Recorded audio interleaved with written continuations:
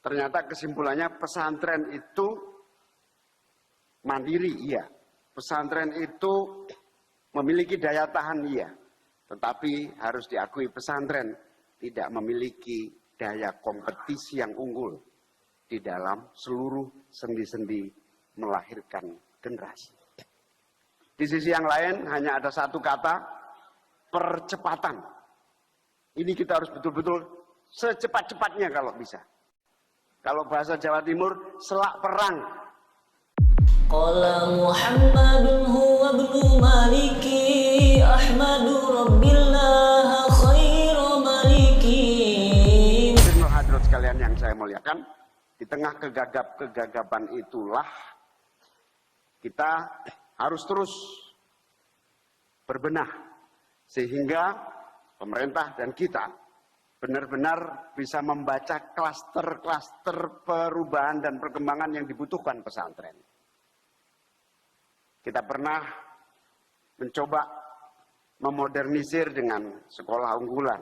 Bukan hanya pesantren, semua level kependidikan nasional kita mencoba melakukan terobosan dengan membuat berbagai macam keunggulan itu. Tapi kita belum melakukan evaluasi terhadap itu. Kita juga pernah melakukan apa yang disebut sebagai adaptasi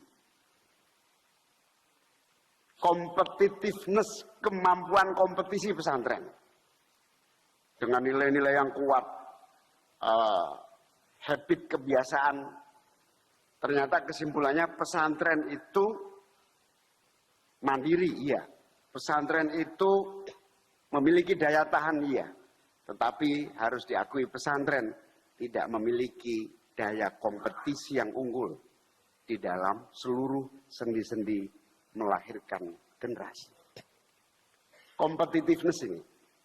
Kemandirian kita harus lanjutkan dengan daya tahan untuk kompetitif. Jadi yang disebut kemandirian itu kita miliki, tetapi di sisi yang lain memiliki kerentanan yang dahsyat. Sehingga kadal fakru ayakuna kufron pada konteks kemandirian dan daya tahan itu belum sepenuhnya kita definisikan secara teknokratis, secara implementasi di dalam peran pemerintah kayak apa, peran kiai dan ulama kayak apa, pesantren kayak apa, dunia industri kayak apa.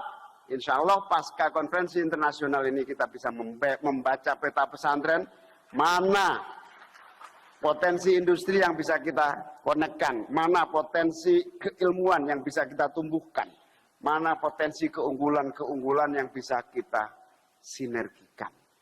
Disitulah pentingnya keadaan ini betul-betul kita antisipasi dengan baik. Di sisi yang lain hanya ada satu kata, percepatan.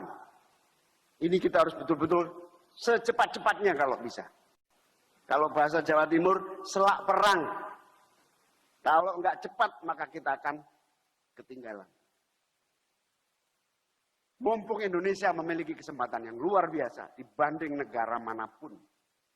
Dari segi geografis, dari segi berbagai keadaan.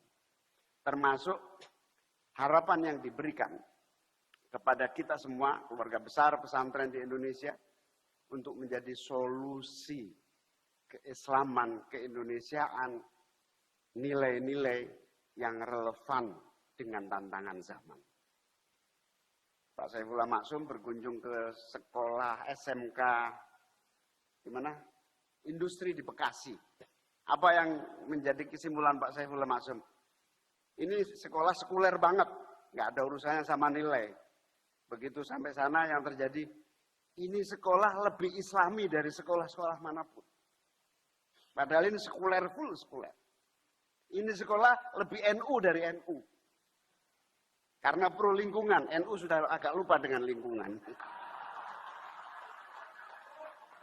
Karena pro lingkungan, NU sudah agak lupa dengan lingkungan.